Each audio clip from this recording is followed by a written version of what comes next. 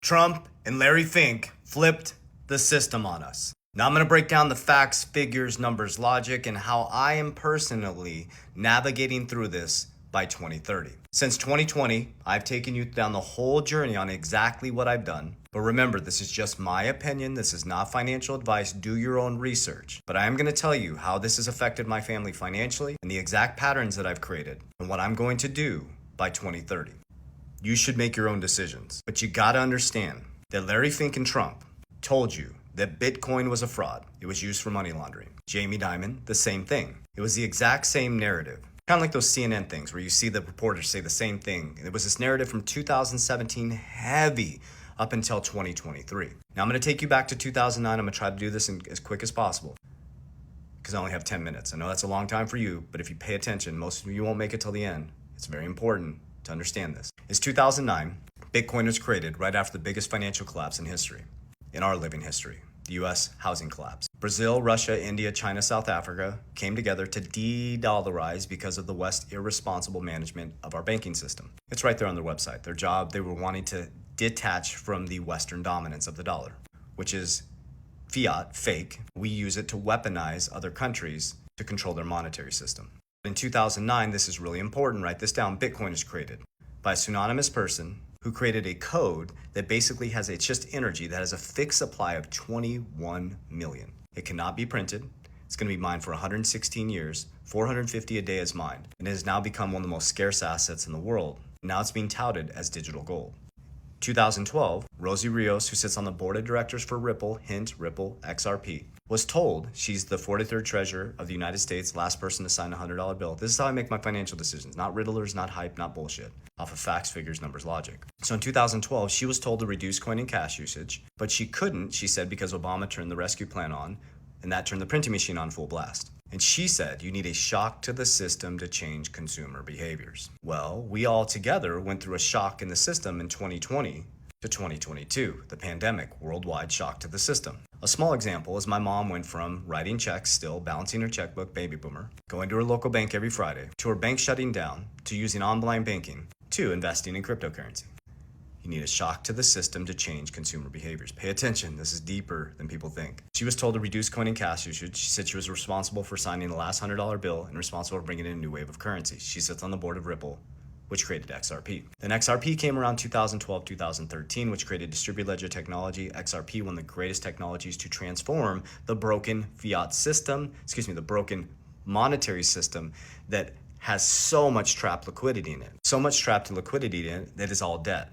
So remember, going back to the narrative, 2017 to 2023, Trump, Larry Fink, told you Bitcoin's used for money laundering. Trump in 2019 said it's like thin air. But in 2023, they flipped.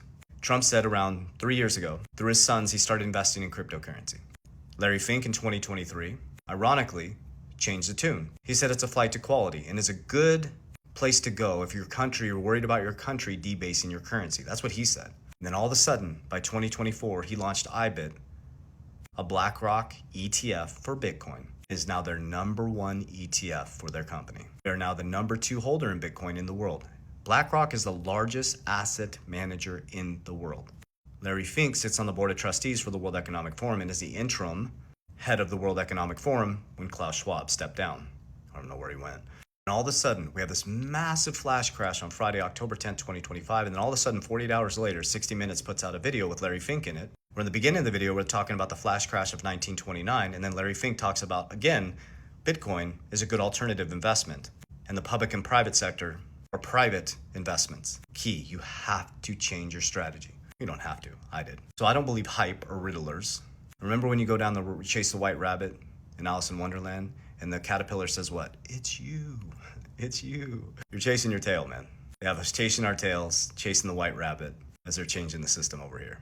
So anyways, I digress. So Bitcoin is created in 2009 by a pseudonymous person. And now Bitcoin, just so you know now, Forbes says Trump is now one of the largest Bitcoin investors on the planet, owning an estimated 870 million in Bitcoin. Larry Fink is the number 2 holder in Bitcoin through his BlackRock IBIT ETF, Bitcoin ETF. Trump has World Liberty Financial. They have the fastest growing stablecoin USD1. Bo Hines stepped down, connected to Trump, went to bring Tether, a foreign stablecoin company, into the US, which runs 90% of the stablecoin market. And what do they use to balance out stablecoins one-to-one? Bonds, US treasuries. The bond market was collapsing. So they saved the bond market by using stablecoins. They put Bitcoin as a strategic reserve. We're going to use Bitcoin to shrink the balance sheet, our debt, in half by 2045, Cynthia Loomis says. We're going to grow our way out of this economy. My opinion is those who hold the Bitcoin, those who hold the deflationary assets like XRP, and understand the systematic switch and own the picks and shovels, own the system. Here's the facts, figures, numbers, logic. People lost 24% of their purchasing power in the US dollar from 2020 to 2024. I transmuted my cash flow, my cash, into deflationary assets like XRP and Bitcoin that have fixed supplies. My XRP and Bitcoin, you make fun of me all day, my XRP went up 800%, so my cash transmuted into XRP, trash commuted it into Bitcoin, my top two holdings. My Bitcoin went up 200% and my XRP went up 800%.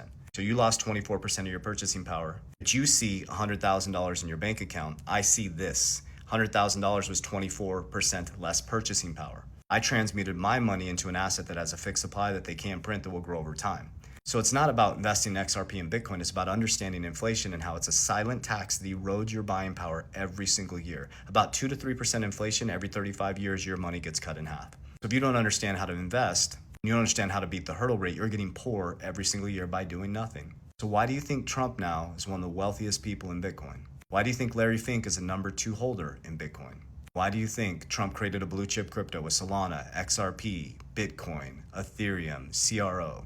Why do you think they created World Liberty Financial, a DeFi platform that's a cryptocurrency platform, a decentralized banking? I don't know, guys. You can keep going down the rabbit hole, believe riddlers and all this stuff, or you can just keep getting played by the system. It will always be the same. It's nothing new under the sun. The monetary system has always been the monetary system. There's winners, there's losers. And the person who doesn't identify or attach to this and sees it as energy and tools understands this is all temporary. Win in the end. So here's my prediction. By 2030, Bitcoin will be most valuable assets to hold and most scarce assets in the world. Tokens like XRP will radically transform the financial system. It's not a zero-sum game. There'll be many others that do the same.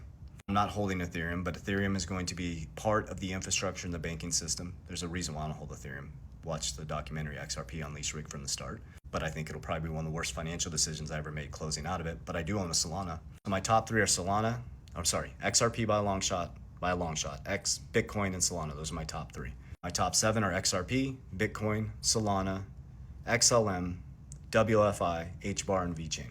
Those are mine. You got to decide what you want to invest in. But I'm not just in crypto. And cash generating dividends that pay me a large amount, and I de-risk back into more XRP and Bitcoin. I love cash value life insurance. Nobody can touch it. And I can use proper leverage, unlike all the people that got wrecked on Friday, at low percent, no liquidation risk, at 5% to beat the hurdle rate to buy assets that multiply and cash flow to pay it off. That's the right type of debt. I de-risk. I don't sit there and watch my crypto go up and down. These influencers are convinced you lock up all your crypto and just borrow against it all the time. You should pull profits. That's just what I do. You should build a fortress around, okay? Diversification is key. Inside an asset class and outside of an asset class. But don't go too deep. Get really, really, really tight. Build a system. Be disciplined. Be consistent. Don't play games with your money. And don't let other people play games with your money. Love you guys. Warriors, rise! Get your shit together. God bless you.